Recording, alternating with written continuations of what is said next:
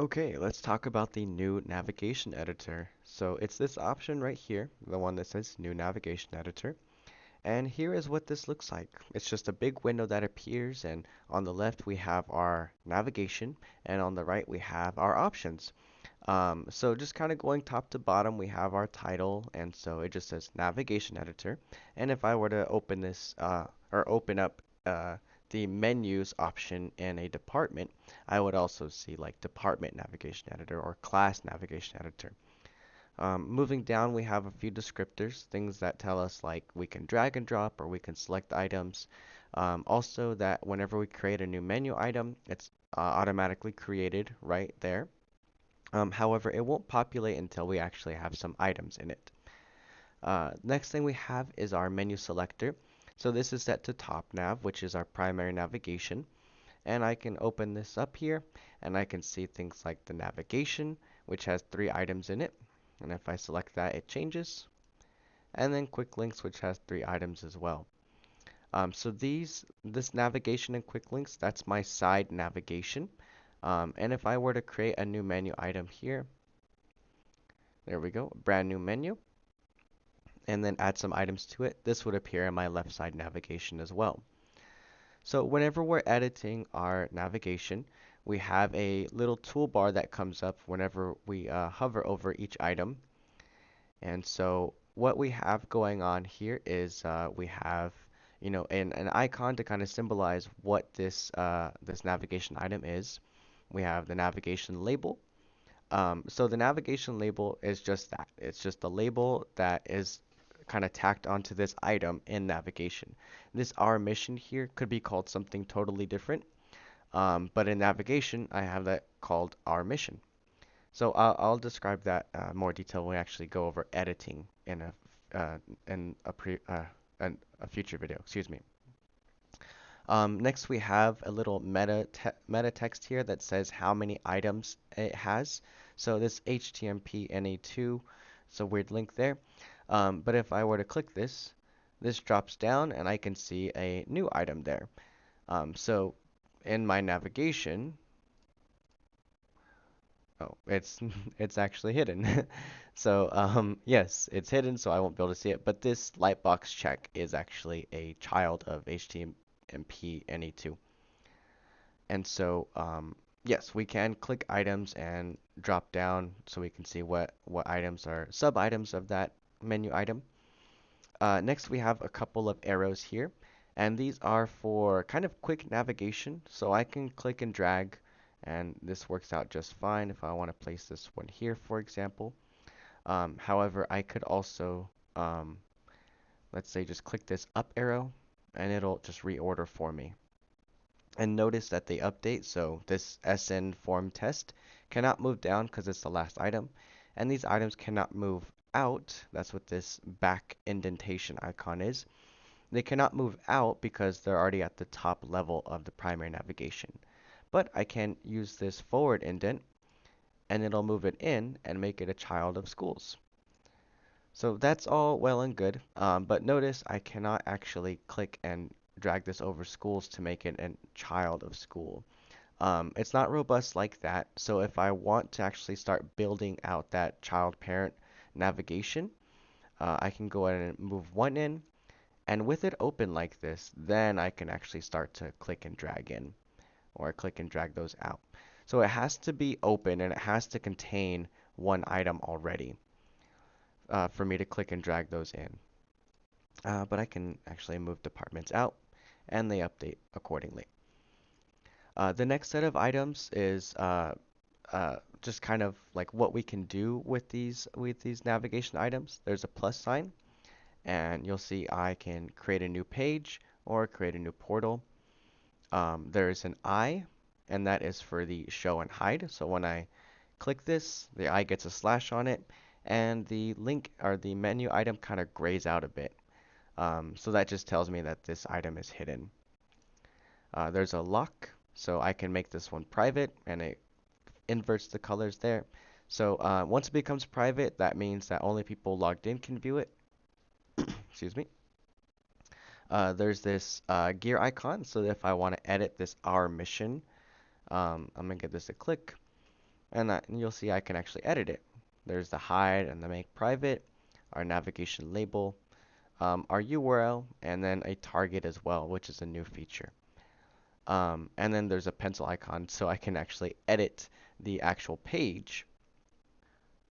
Open up the post editor. And lastly is this delete icon. Pretty self-explanatory, but one thing I do want to bring your attention to with it is that when I select it, I have this option here to select the mode of deletion. So with the previous navigation editor, if you removed a page from navigation, it would actually delete that page. So this isn't always what you want. Sometimes you want to keep the page, but not really have it in navigation. So that's what this delete mode is for. So I can have this just removed from navigation, or I could delete the item completely. But with this little message here just says that even if I delete this, it's not going to actually save, or it's not going to actually be deleted until I actually save my navigation editor. So if I delete this completely and then refresh, everything is fine. The page was not deleted. So that is our toolbar there. Um, yeah, the gear icon will change depending on what we're editing. So you'll see I have a URL and a target. But if let's say the schools one, for example, you see I can just change the navigation label. So if these color codes are a little confusing, we do have a legend available. It is massive. This one tells you what the icons mean, and these ones tell you what the attributes are applied to it. So the lock means it's private. If it's all black, it means it's private. If it's green, it means it's a module. That's a light green. If it's dark green, it means it's a module and it's private, and we can see that here. It's dark green, module, and private.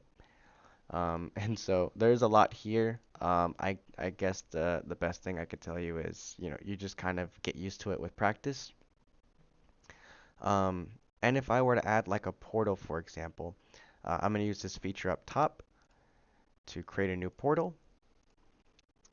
And I'll just say testing portal E. I'm guessing testing portal is already taken. Okay, cool. So I have testing portal E, and you'll see I can actually edit this portal title and portal URL. Looks like it's invalid, but that's fine. It'll validate once I save. So that's kind of the weird thing about the navigation, is that until we save, a lot of information is just kind of in limbo. Like it's created on the front end, but it's not created in the back end until we actually save it. But yeah, that handy little feature to create a new page or new portal is available right from the navigation editor. And I can do that with any of these. If I select this one here, new page and new portal, or new page and new portal, I can make navigation hidden, and they all get that gray look. I can make it private, and they all get that private look. I could even edit the navigation itself, change the navigation label. There isn't any need to do this with primary navigation, or the top nav, but for our side navigation items, you'll see I can change the navigation label, and that changes the header that's applied to the navigation.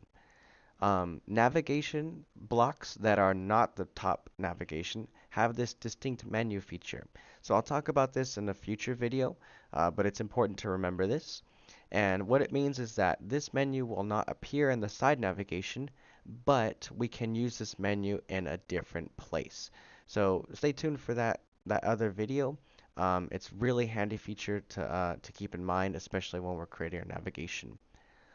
And then lastly is deleting, if I want to delete the navigation block. So this delete mode here is pretty much the same. Do I want to keep all of the data? And by data, it just means like news posts, pages. I think portals are safe actually. I don't think it deletes portals. But if there's some pages inside of this navigation block that I want to keep, I can keep the data. Otherwise, you can choose to delete it.